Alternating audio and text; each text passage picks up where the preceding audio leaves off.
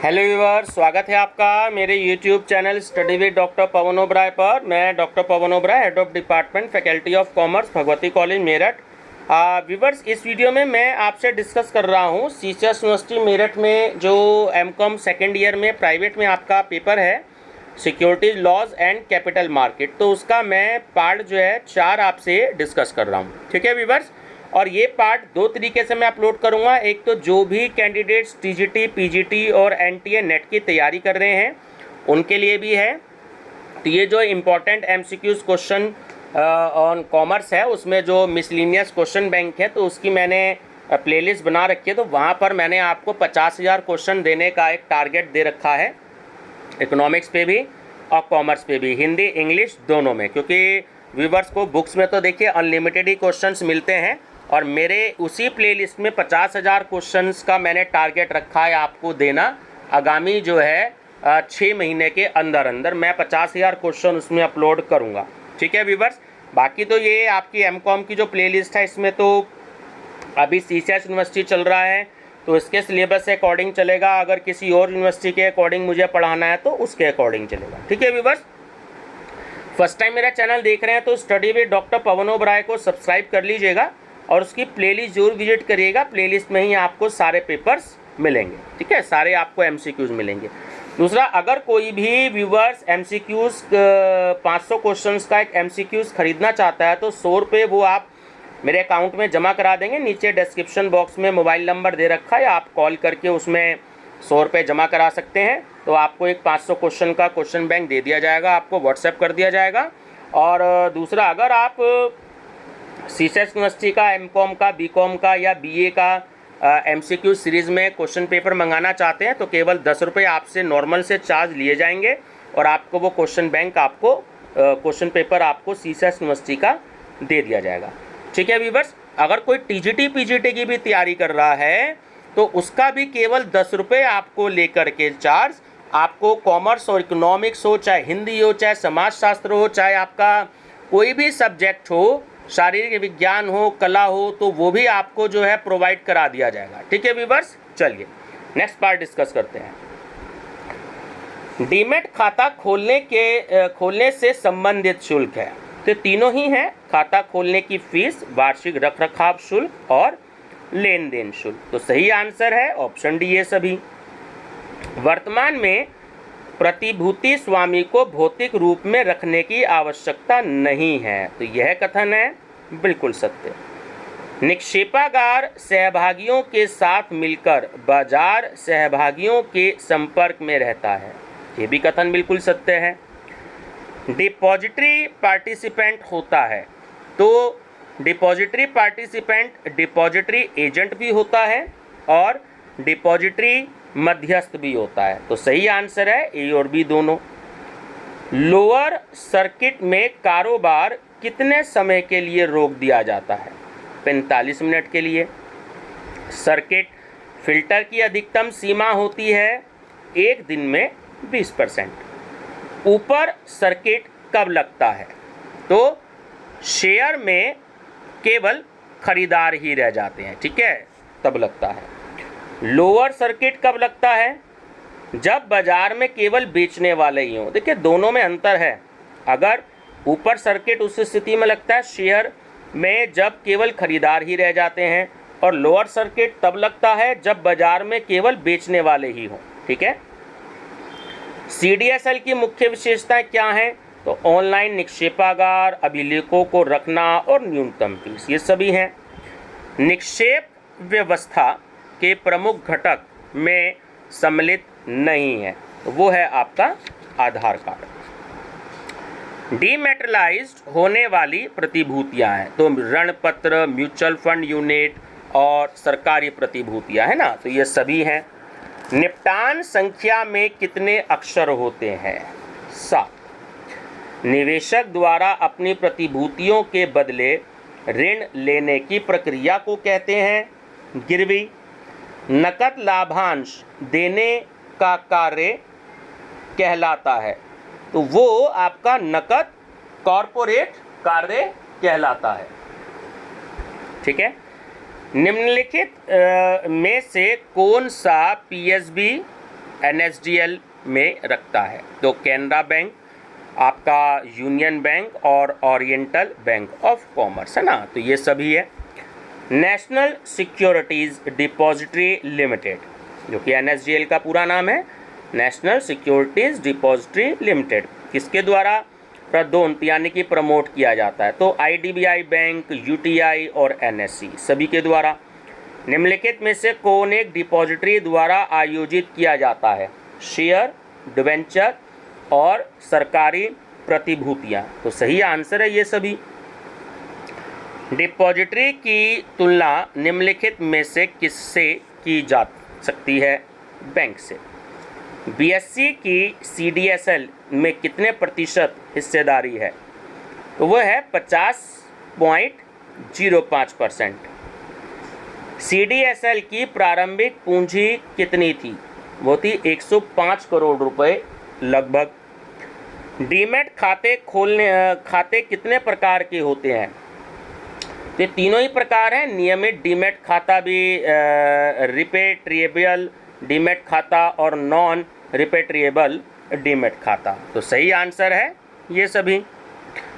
कोई भी company share बाजार में प्रारंभिक निर्गमन इशू लाने के लिए किससे अनुमति लेगी? सेबी से। प्रतिभूतियों के अमूर्तीकरण की प्रक्रिया में सम्मिलित है। तो देखिए तीनों ही सम्मिलित हैं। प्रतिभूति प्रमाण पत्र रजिस्ट्रार के पास भेजना, विनियोक्ता के खाते में जमा करना और ट्रेडिंग खाता खोलना। तो सही आंसर है ये सभी। साधारणतः विविधीकरण का अर्थ है, वो है 15 से कम प्रतिभूतियों का आकस्मिक चयन। ठीक है।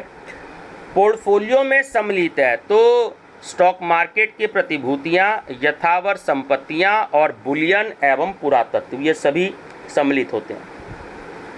निवेश के सट्टा योग्य साधन है तो ऑप्शन, फ्यूचर और कमोडिटीज, ये सभी होते हैं। सट्टेबाज का अर्थ है तो जो ऊंचे प्रत्याय के लिए ऊंची जोखिम को स्वीकार करता है। प्रत्याय को इंग्लिश में कहते हैं रिटर्न। समता अंशों की विशेषता है। तो देखिए ये पूंजी का स्थायी स्रोत भी होता है, वोट देने का अधिकार भी होता है और प्रबंध में हिस्सा भी होता है। तो सही आंसर है ये सभी। अप्रत्यक्ष विनियोग माध्यम है तो यह है गोल्ड ETF। डिमेटलाइजेशन प्रक्रिया में कितने दिन का समय लगता है? 30 दिन का। इलेक्ट्रॉनिक रूप से रखी गई प्रतिभूतियों को पुनः कागज प्रमाण पत्रों के रूप में बदलने की प्रक्रिया को कहते हैं तो वो हम कहते हैं उसे रीमेटलाइजेशन। डिपॉजिटरी द्वारा सेवाएं प्रदान की जाती हैं। तो देखिए डीमैट खाता खोलना भी, रीमेटलाइजेशन सेवा भी और इलेक्ट्रॉनिक प्रतिभूतियां रखने का लेखा जोखा रखना भी। तो सही ऑप्शन है ऑप्शन नंबर डी, ये सभी। प्रतिभूतियों के अमूर्तीकरण का क्या अर्थ है? वो है प्रमाण पत्र रूप में प्रतिभूतियों का धारण। डीमेटलाइजेशन प्रक्रिया में भौतिक प्रमाण पत्रों को, देखिए इनमें से कुछ भी नहीं किया जाता, ना तो जलाया जाता है, ना डिफेस किया जाता है और ना ही फाड़ दिया जाता है। तो सही आंसर है इनमें से कोई नहीं। प्रतिभूतियों के अमूर्तीकरण की प्रक्रिया में सम्मिलित है तो प्रतिभूति प्रमाण पत्र रजिस्ट्रार के पास भेजना, विनियोक्ता के खाते में जमा करना, लाभ खाता खोलना। तो सही आंसर है ऑप्शन नंबर डी, ये सभी। प्रतिभूतियों के निरूपीकरण का अर्थ है वो है इलेक्ट्रॉनिक रूप में प्रतिभूतियों को धारण करना। डीमैट प्रक्रिया में प्रतिभूति प्रमाण पत्रों को सी डिफेस्ट किया जाता है। डीमैट अनिवार्य है। देखिए डीमैट जो होता है वो प्रतिभूतियों में व्यवहार के लिए अनिवार्य होता है। सर्वोच्च डीमैट कहलाता है तो वो होता है CDSL। रीमेटलाइजेशन का क्या अर्थ है? वो है खोए अधिकार को पुनः प्राप्त करना। प्रतिभूति अधिनियम के अंतर्गत मुंबई स्कंद विपणि को मान्यता कब प्रदान की गई थी? तो वो की गई थी 31 अगस्त 1957 को, मुंबई स्टॉक एक्सचेंज को 31 अगस्त 1957 को। निक्षेपागार कार्यनिर्वाहक है। तो देखिए ये तीनों ही हैं इसमें, समाशोधन गृह, निक्षेपागार प्रतिभागी और रजिस्ट्रार और शेयर ट्रांसफर एजेंट। तो सही आंसर है ऑप्शन डी ये सभी। भारत सरकार द्वारा निक्षेपागार अधिनियम कब बनाया गया?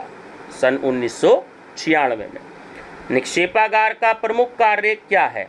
वो है विनियोक्ताओं की प्रतिभूतियों को इलेक्ट्रॉनिक रूप में रखना। निक्षेपागार प्रणाली के प्रमुख घटक हैं, तो तीनों ही हैं, निक्षेपागार सहभागी और निर्गमन करता है ना। तो सही आंसर है ये सभी। निक्षेपागार निवेशकर्ताओं के लिए प्रतिभूतियों का लेन देन करने की सहूलियत प्रदान करता है। यह कथन बिल्कुल सत्य है। निक्षेपागार द्वारा निम्नलिखित सुविधा प्रदान की जाती है। तो प्रतिभूतियों की सुरक्षा, अमूर्तीकरण और पुनः मूर्तीकरण। तो ये सभी सही आंसर है। निक्षेपागार एवं विनियोक्ताओं के बीच कार्य करता है, तो मध्यस्थ के रूप में कार्य करता है। निक्षेपागार अपने कार्य डैश के माध्यम से करता है, तो वो निक्षेपागार सहभागी के माध्यम से करता है। निक्षेपागार सहभागी निम्न शुल्क चार्ज करता है, तो व्यवहार शुल्क, डीमैट एवं रीमैट शुल्क और खाता खोलने एवं बंद करने का शुल्क, है ना। तो ये सभी है इसमें। NSDL का पूर्ण स्वरूप है, तो देखिए कई बार बता चुका हूँ, national securities depository act limited. पूर्वाधिकारी अंशधारक को मताधिकार प्राप्त है। ठीक है, तो यह कथन है बिल्कुल, देखिए ये एक्चुअली असत्य कथन है। जो वोटिंग का राइट होता है वो प्रेफरेंस शेयर होल्डर्स को नहीं होता। ठीक है ना, ये गलती से सत्य पे इस पे लग गया है। सरकारी प्रतिभूतियां कहलाती हैं तो ट्रेजरी बिल, किसान विकास पत्र और NHAI बॉन्ड्स, है ना। NHAI national highway authority of India, ये जो टोल टैक्स लिया जाता है तो इसको जो संस्था देखती है वो NHAI ही देखती है, national highway authority of India. ठीक है, जितने भी पूरे इंडिया में टोल टैक्स है, तो ये सभी जो हैं सरकारी प्रतिभूतियां कहलाती हैं। गैर प्रतिभूति निवेश है तो पब्लिक प्रोविडेंट फंड, जीवन बीमा योजनाएं और डाकघर बचत योजनाएं, तो ये सभी गैर प्रतिभूति निवेश हैं। स्टॉक एक्सचेंज मूल रूप से स्वामित्व हस्तांतरण का कार्य करता है, तो यह कथन है बिल्कुल सत्य। म्यूचुअल फंड उद्योग भारत में तेजी से बढ़ रहा है। स्टॉक एक्सचेंज के कार्यों में सम्मिलित नहीं है पैन कार्ड बनवाना। स्टॉक एक्सचेंज निवेशकों को प्रोत्साहित करता है, तो देखिए बचत के लिए भी और निवेश के लिए भी और भविष्य के लिए पूंजी निर्माण भी। तो सही आंसर है ये सभी। किसी भी नियामक के निर्णय के विरुद्ध अपील की जा सकती है, वो है सिक्योरिटीज़ अपीलेट ट्रिब्यूनल, SAT बोलते हैं शॉर्ट में, securities appellate tribunal. NSE Bharat का सबसे अधिक लोकप्रिय स्टॉक एक्सचेंज है। यह पूर्ण स्वचालित इलेक्ट्रॉनिक कंप्यूटराइज्ड स्क्रीन पर आधारित व्यापार तंत्र है, तो ये कथन बिल्कुल सत्य है। प्रतिभूतियों के मूल्य में उतार चढ़ाव होता है, तो ये होता है द्वितीयक बाजार में। प्राथमिक बाजार में सेबी की भूमिका है, तो देखिए मर्चेंट बैंकर्स का पंजीयन करना, प्रविवरण के स्वरूप में सुधार करना और मुख्य संस्थाओं का पंजीयन करना। तो ऑप्शन डी ये सभी है। 50 करोड़ रुपए तक के निर्गमन के लिए अधिकतम कितने लीड प्रबंधक हो सकते हैं? 2। BSE सेंसिटिव इंडेक्स को निम्न में से क्या कहते हैं? सेंसेक्स। कौन सी कंपनी भारत में इक्विटी संस्कृति को फैलाने के लिए उत्तरदायी है? तो वो है रिलायंस इंडस्ट्री। वर्तमान में रिजर्व बैंक के गवर्नर कौन हैं? श्री शक्तिकांत दास जी। सेबी के नए अध्यक्ष कौन चुने गए हैं? तो वो है SK Mohanty. SK Mohanty. Scores क्या है? तो ये है सेबी शिकायत निवारण प्रणाली, स्कोर्स। सेबी अधिनियम में संशोधन का स्रोत है, यह है सेबी का उपचार प्रकृति। ठीक, भारत में पूंजी बाजार का नियमन कौन करता है? सेबी करता है। भारत में बुक बिल्डिंग द्वारा प्रतिभूतियों का निर्गमन सबसे पहले किस कंपनी द्वारा उपयोग में लाया गया था? निरमा। जब किसी कंपनी द्वारा अपने वर्तमान अंशधारियों को उनके द्वारा धारित अंशों के अनुपात में नया निर्गमन किया जाता है तो वह कहलाता है अधिकार अंश।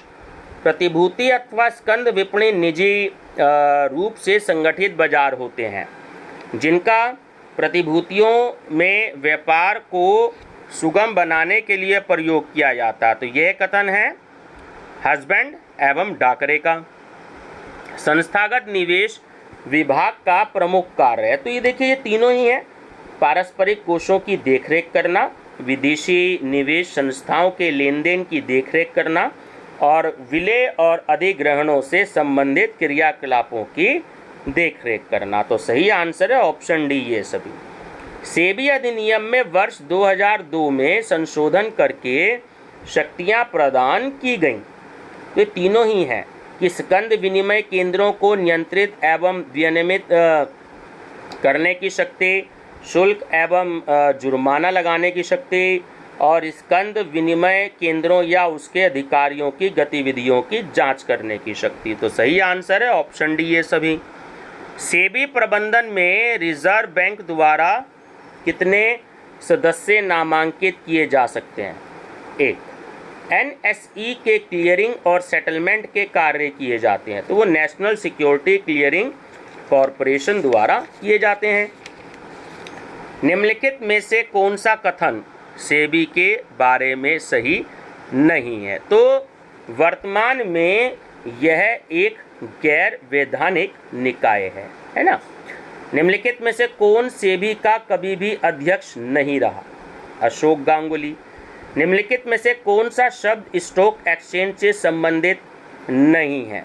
तो केपीओ ये नहीं है ना। आईपीओ इनिशियल पब्लिक ऑफर्स और एनएससी नेशनल स्टॉक एक्सचेंज और एनएवी है ना, तो ये सभी हैं, केपीओ नहीं है।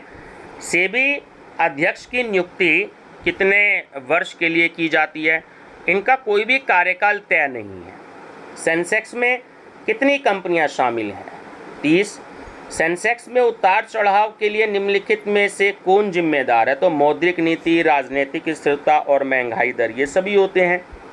निम्नलिखित में से कौन सा कथन सही है? तो ए सही है कि FTSE 100 लंदन का स्टॉक एक्सचेंज है जो यूरोपीय बाजार के उतार चढ़ाव को मापता है, ध्यान रखिएगा। वर्तमान में IMF इंटरनेशनल मॉनेटरी फंड में कितने सदस्य हैं? 139 सदस्य। यूरोनेक्स्ट स्टॉक एक्सचेंज संबंधित है किससे? यूरोपियन यूनियन से। द्वितीयक बाजार वह बाजार है तो जहां स्टॉक एक्सचेंज में प्रतिभूतियों का क्रय विक्रय होता है। इंट्राडे ट्रेडर्स कौन से अंशधारी होते हैं? तो तीनों ऑप्शन सही हैं। जो सिर्फ एक दिन के लिए ही सौदा उठाते हैं, जो सिर्फ मार्जिन यानी प्रॉफिट पर ही कारोबार करते हैं और जो अंश की डिलीवरी नहीं लेना चाहते। तो सही आंसर है ये सभी। स्कंद विपणि से कंपनियों को लाभ होता है तो तीनों ऑप्शन बिल्कुल करेक्ट हैं कि प्रतिभूतियों का सूचीयन और द्वितीयक बाजार की उपलब्धता और प्रतिभूतियों के मूल्यों का उचित निर्धारण। तो सही आंसर है ऑप्शन डी, ये सभी। एक, कंपनी को नई पूंजी एकत्रित करने में, कंपनी की नई पूंजी एकत्रित करने में प्रमुख भूमिका होती है स्कंद विपणि की। प्रथम स्कंद विपणि यानी स्टॉक एक्सचेंज की स्थापना भारत में हुई थी, वो हुई थी मुंबई में। प्रतिभूतियाँ वे विपणियाँ हैं जो प्रतिभूतियाँ विपणियाँ वे बाजार स्थान हैं जहाँ पर सूचीबद्ध प्रतिभूतियाँ निवेश अथवा सट्टे के लिए खरीदी और बेची जा सकती हैं। ये कथन है पायले का। सेबी की शक्तियों में सम्मिलित नहीं है तो सी, निवेशक के लाभ को सीमित करना।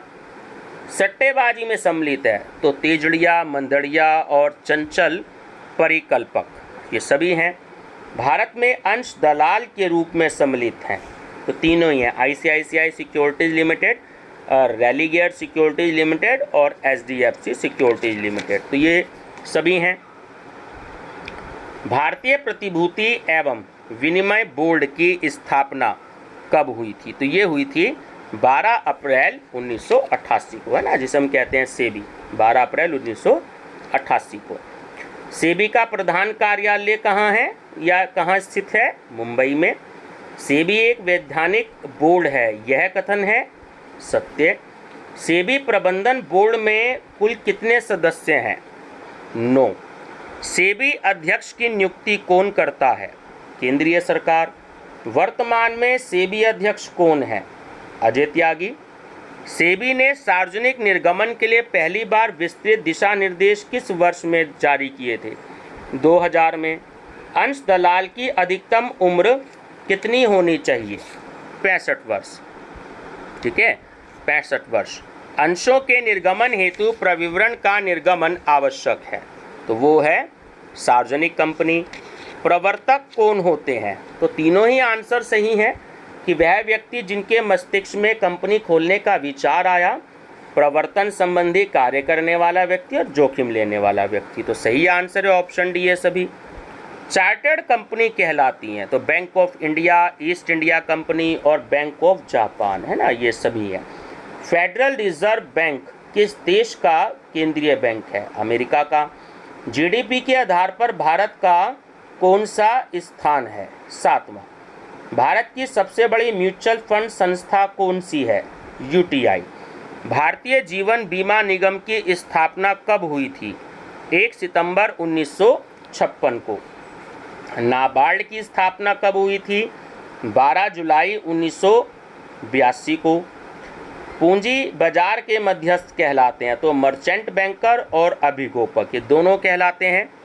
देश के प्रमुख वित्तीय संस्थान में सम्मिलित हैं तो वाणिज्यिक बैंक, विदेशी विनिमय बैंक और गैर अनुसूचित बैंक, ये सभी। वह व्यक्ति जिनके नाम पर इलेक्ट्रॉनिक रूप में डीमैट खाता खोला जाता वो कहलाता है बेनिफिशियल ऑनर।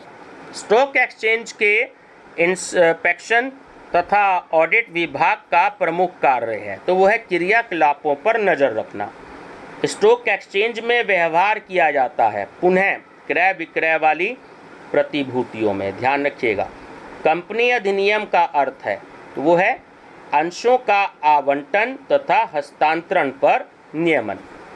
OTCEI का प्रवर्तन निम्नलिखित में से किसके आदर्श के रूप में हुआ? वो हुआ नास्दाक, यानी कि NASDAQ, अमेरिकी बाजार है यह एक का भारतीय संस्करण।